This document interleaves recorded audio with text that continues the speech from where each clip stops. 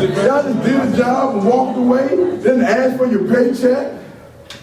Let me ask y'all a question.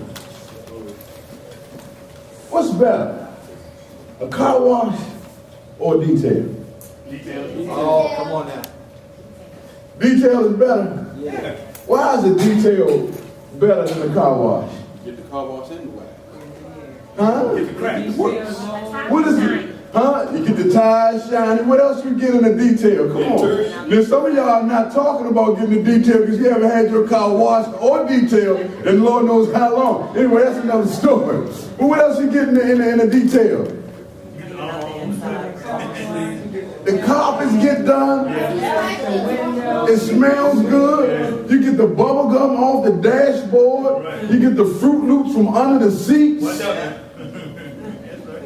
I just want to talk about that this morning. Is that okay? Because we've been talking about living better. And all I'm saying is that if you really want to live better, it's all about the details. That's right. Details matter. The small stuff leads to big stuff. You know how you have that little crack that you ignore in your house? Or that little plumbing problem that you let go, and then before you know it, all the toilets clogged up?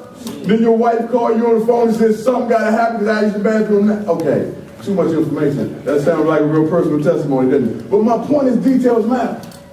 I want to read for you Romans chapter 5,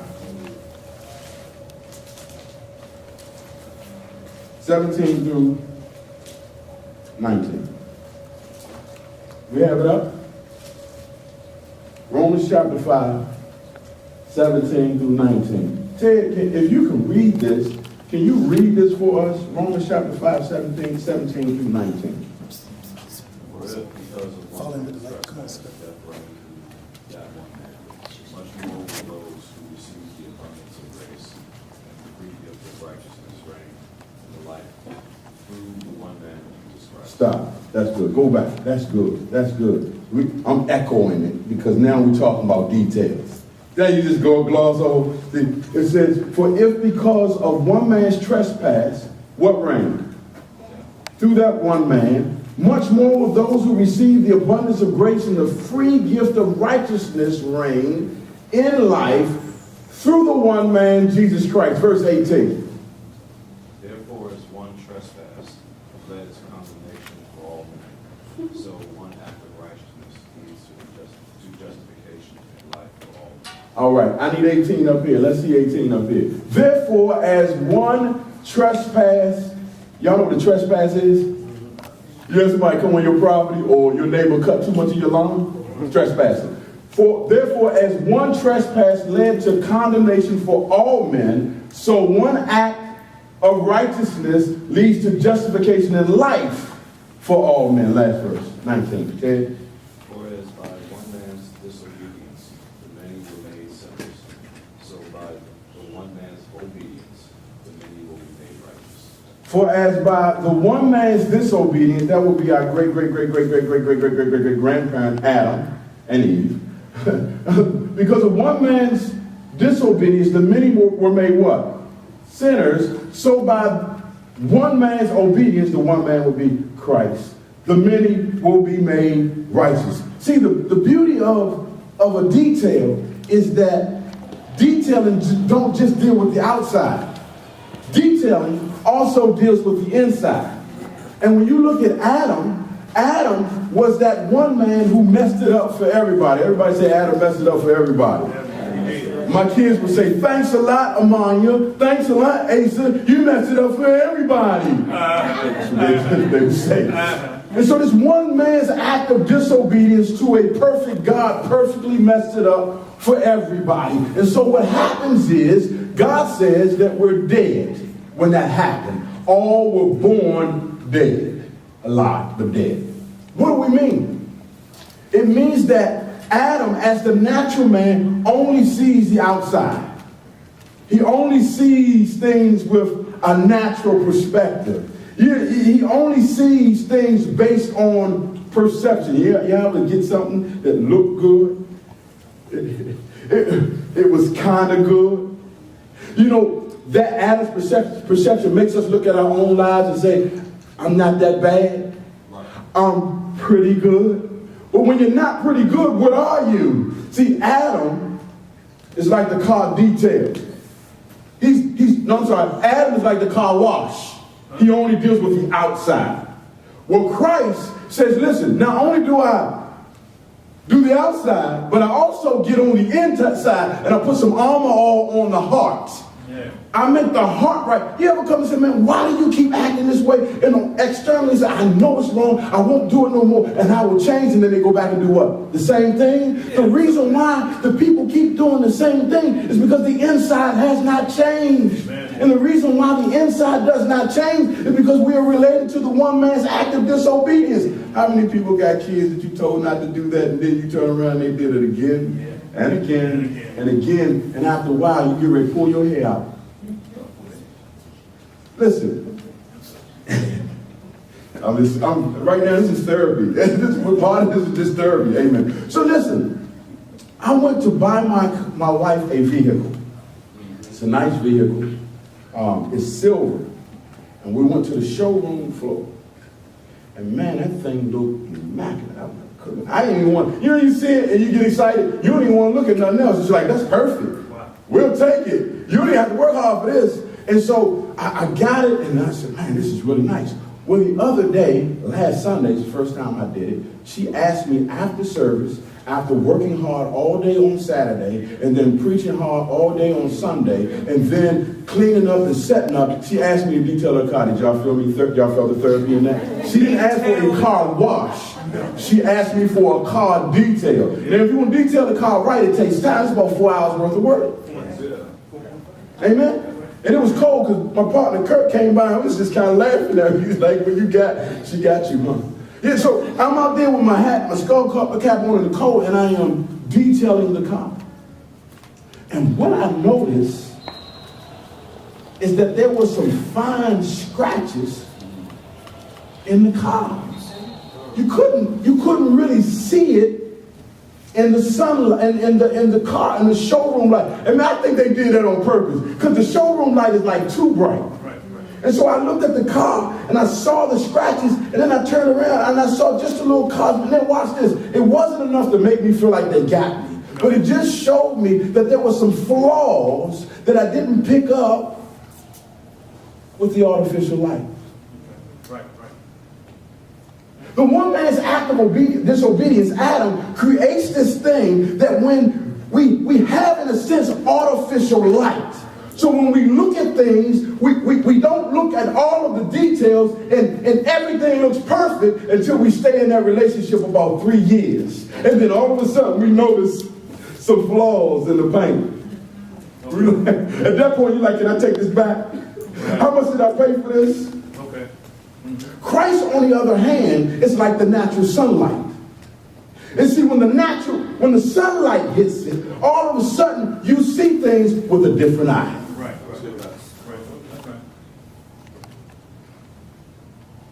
Whenever someone is separated from God, they breathe and they can look you square in your face. And if all you have is Adam's perspective, you will never see all the flaws.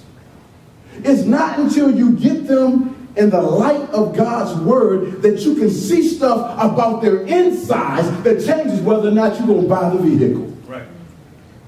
That was good right there. I mean, I'm feeling, okay, anyway, let me bring it back. Bring it back. We got to look at the details. You cannot see the details in a person's character with your natural eyes. Okay. But if you have the Spirit of Christ living in you, you can see things about people that they can't see about themselves. And I can promise you that through God's eyes, there are some things you'll never do. You ever say, ain't nothing wrong with it. It's not that bad. It ain't killing nobody. But the problem is what we cannot see is the long-term effect of doing the wrong thing.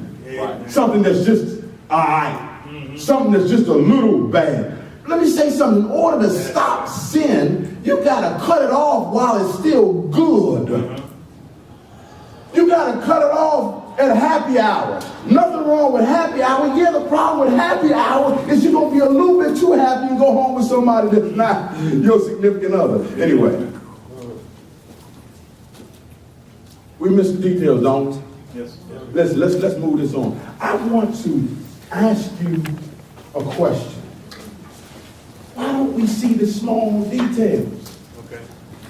I want you to watch this woman who allegedly murdered. No, she didn't allegedly murder. She did murder because they sent her to jail. But she says she didn't do it. I want you all to be the court. I want you to watch her, and I want y'all to tell me whether you think this woman is guilty or innocent. Is that okay? About 5 minutes, 7 minutes. You play video, you don't have the video. That's good. So, let me give you the story. Have y'all ever heard of a woman named Selena? Who? Selena. She's a Latin singer. Very popular. And very attractive, amen? Amen, she's very attractive. She was 23 years old. And a woman met her one day that admired her so much, she said, I want to be a part of your fan club. And I want to start a fan club all over the area for you. Well, one day, Selena's father found that this fan club representative was stealing money from Selena's account. So the father confronted the woman and says, listen, I got evidence. Your name is on the check. You have been stealing money. So the woman, that's how you roll? Yeah. This is better than me telling you. Repeating interview with the woman who killed Selena. You may remember that thousands of fans gathered in the streets to mourn the death of this vibrant young Hispanic singer, a rising star in the music world. Many still wonder, why did she die? Selena wanted to become a household name, and earlier this year, in a most tragic incident, she got her wish. Selena died at the hands of her trusted friend, the woman you will meet now. What happened that day? Was Selena the victim of a woman obsessed? Only one person knows for sure. Deborah Roberts brings you her story. 35-year-old Yolanda Saldivar is beginning a life behind bars. 2 months ago, a jury found her guilty of first-degree murder of Mexican-American singing sensation, Selena. She was given a light sentence, that's 30 years before a chance of parole. Saldivar will spend those years in a Texas women's prison under heavy guard, isolated from other inmates who may want revenge against her. She never testified during her trial, but Saldivar agreed to tell us her side of the story. We hope to make some sense of a killing that has wounded and bewildered Selena's family and fans. They've made me out to be a monster. I just want to say, I did not kill Selena. It was an accident. And my conscience is clear. Selena was only 23 when she died at the hands of Saldivar. She was a Grammy-winning, undisputed queen of Tejano music.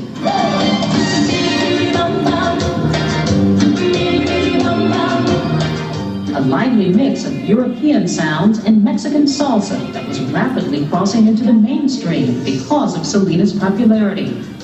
The spirited young singer began her career as a child, performing in the family band formed by her father, himself a singer in his youth. Selena's flashy style and powerful vocals lifted her family out of poverty. In the last year of her life, she was a millionaire who was on the verge of a crossover career. And Yolanda Saldivar thought so too. She sought out Selena in 1991 in the family's hometown of Corpus Christi, offering to form a fan club. Soon, she was always at the singer's side, even quitting her nursing job to work full-time for Selena and run her new boutique business. She was like a cuddling bear, teddy bear, that she would allow you to love her. I told her that I loved her like a daughter. And she goes, you know, I give you that right. She would call me Mom on the phone. She called you Mom? Yeah, she said, hi Mom, how you doing? Selena's parents questioned whether their daughter called Saldivar mom, but says she was close to the family until early this year.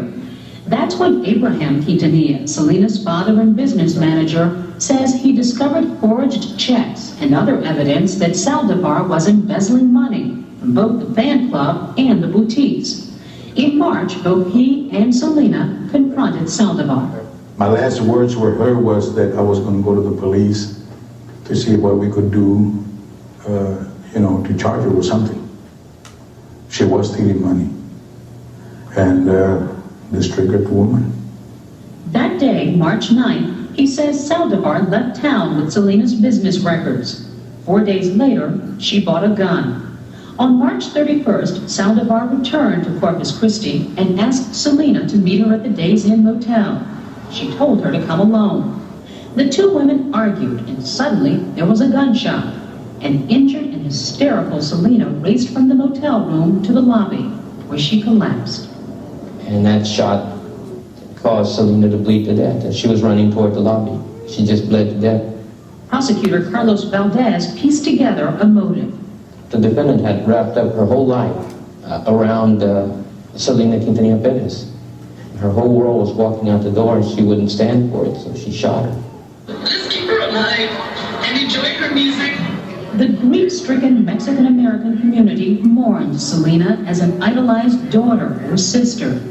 Thousands turned out for a candlelight vigil, saying goodbye to a shining young role model who never forgot her roots. The one thing no one disputes is what ultimately happened here at the Days Inn in room 158. It was Yolanda Saldivar who fired the single gunshot that killed the young singer. But why the shooting happened is still the subject of intense speculation, weeks after the jury's conviction. The prosecution... All right. I want to ask you, the jury, based on her testimony, did she do it? The video goes on, she says that she had a gun in her hand, and she was telling Selena, if you leave, don't leave. She was saying, don't leave, and she said, while she was saying, don't leave, she took the gun away from her face, and the bullet just flew off. The reporter says, well, did you know you heard her? She said, no, I didn't even pay attention to that. She said, but there's blood all over the door. She says that she's innocent, that this was an accident. I guess the question isn't whether she shot. She did that, no question. The question is, what was her motive? That's what I want to ask you today.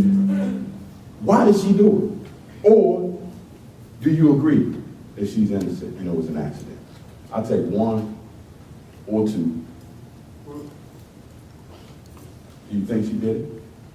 She didn't have the gun in the first place. Okay, that's for sure. That's good right there, Doc. No, she didn't take the money in the first place. So you guys are just precluded that she did it, right? Okay. And the motive was money. Yes. And you're saying if she didn't have an intent, why did she have a gun? Okay. Either way, if it was an accident or it wasn't, she still would went to jail. Yeah, because she still shot somebody. Okay, here's the harder question. Why did she do it? Money. So you say greed. Person. Wow. That's one of the things they hit on. She was infatuated, kind of like too much of the fame. Okay, all right. Okay, greed, love. What I want to do is ask Sierra, if you can raise your hand. Yes. Yes. Jealousy. Okay. Envy, jealousy. Okay. Do we do that sometimes since we can't be it? We want to hang with it, and we live through it. Like the dude on the Dasaki's commercial, any of you coolest dude ever. Like when you watch that, you instantly feel cool. You can't be it, you'll live through it. And if it is about to stop, then you become desperate. Right. That's deep right there. Like that's deep. Okay. Okay. Sierra, what I'd like for you to do, all of these are good. Greed, jealousy, envy. But I need more details. From your experience, why did she do it? Y'all can't see that her eyes are closed, but I asked her to tell her to close her eyes, and then she might feel a little awkward doing that, but that's okay. Close your eyes. Tell me, why did she do it? I think that from previously we have been talking about, first of all, her doing that, it showed the relationship to Adam, how we can be dead wrong and not admit that we're dead wrong, because although we know that we're wrong, we don't realize that we're dead. Wow. And also how we'll work to try to get ourselves out of something. We'll continue to work, put in more work to try to get ourselves out of a mess that we got ourselves into, digging ourselves deeper into the mess. Yeah. Because death can't overcome death, only life can do that. Could they in the stars? Did y'all feel that? Oh, go ahead, I'm sorry, go ahead. Also, it shows how the relationship with Adam another way, whereas we'll be wrong about something, and instead of admitting that we're wrong, we'll make excuses. How when God came to Adam and Adam was making up all these excuses why he did, instead of just admitting that he was wrong. And I know I do that. It's that's good. something we all do. That's good. That's good. And then lastly, how one man's sin can affect others. Because although it affected her, she's being punished for it, and she's being convicted for it, it affected other people. Yes. It affected everybody that was connected to her. It affected Selena directly, her family, Yes. friends, and a lot of Yes. Yes. What was the thing that we heard that was different? I set it up because without Romans 5:12 through 19, we're kind of bound to give the most natural answer. We cannot go beyond the details. It's kind of like the car wash on the outside. Like the answer is on the outside. It's right. It's a good answer, but we need more. And the question is, why did she do it? This is so good for you and I, because the reason why people murder is because people are dead. What do you mean when you say people are dead? In other words, people are separated from the life of God, so they don't have in them the ability to do right because death reigns. Do you know what it's like when death is a pimp and you can't get from under his grasp unless you have somebody with more power? People are bound to behavior that they know is wrong, but because they're related to Adam and separated from the life of God, they can't stop doing it. They want to stop, but they can't stop. Why can't they stop? Because death reigns. That's Adam.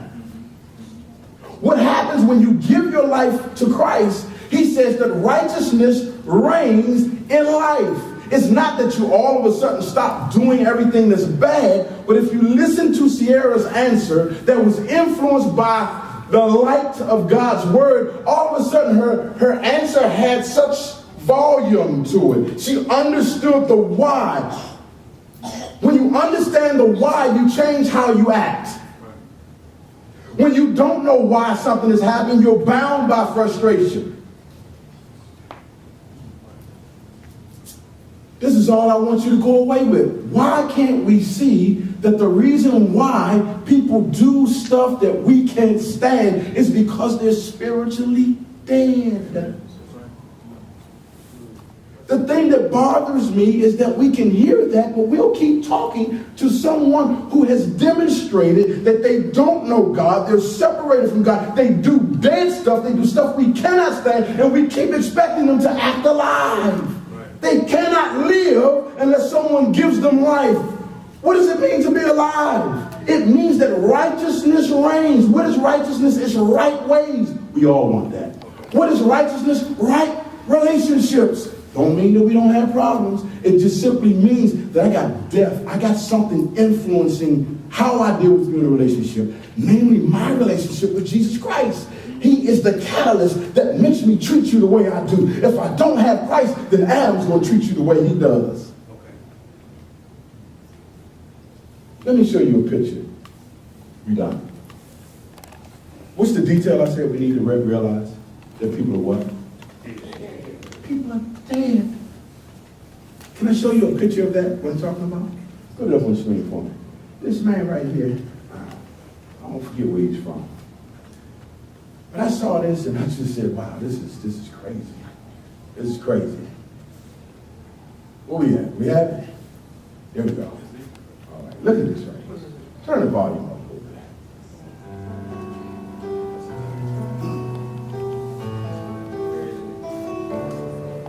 Yeah. You love it?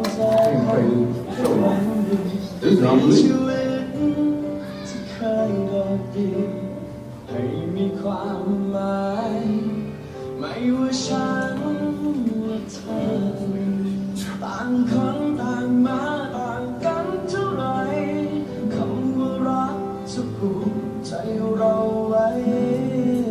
I feel you, brother. All right. Okay, that's enough. What y'all think when y'all see this? Just be honest. What's the first thing that comes in your mind when you see that? When you saw that video, what's the first thing that just came to your mind when you saw that? Let's just be honest. That's crazy. I feel that. Yeah, but and he didn't bury her at that time. And she passed away because he was Bojangling around. That's real. That's real. That's real. But honestly, can he do anything with her after that day? No, some of it was symbolic. I got that. But he's marrying a dead woman. Hello. It's kind of like the car detail. Right. You just car wash. You got the outside. Hello. The detail that really matters, like talking, like valuing my opinion. All that part is gone, and he's willing to say that. But I still want to marry somebody who don't have no details. Watch this. But in the same way, we'll be dealing with somebody in a relationship.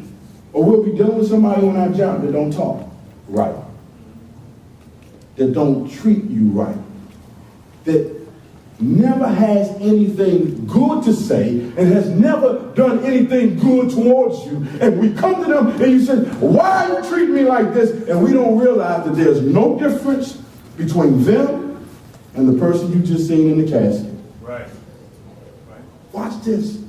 If you are alive in Christ and righteousness rules in you, that is right ways and a right relationship with God, and you run into somebody that's dead, it is not optional. Their death will call the life out of you. The life of God that's in you will be drawn to resurrect them, to offer to them something that will bring them to life. You would have to be consumed. Like, what if we had the power to walk into the funeral and see that girl and breathe and she rose again? Yeah. Like, that you would just be ready to show that power off, wouldn't you? Yes, you would. Watch this.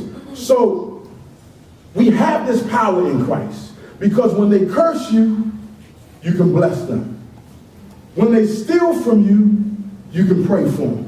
When they kick you, you can turn away from them. While they despise you, you can still love them. And if you say, I can't do it, well, many times, if you can't respond to a dead person with life, it's simply a litmus test to convey that you might be yourself spiritually dead. If every response that you have to life's problems is a natural response, in other words, it is not influenced by God's perspective, God's feelings, God's viewpoint, God's strength, then what you have is somebody who is alive but functionally separated from God. And more than anything today, God would like for us to be close enough to have a relationship that will last. You're in two spots. Either you're responding from God's perspective because righteousness reigns, or you don't realize you're dead, and today was the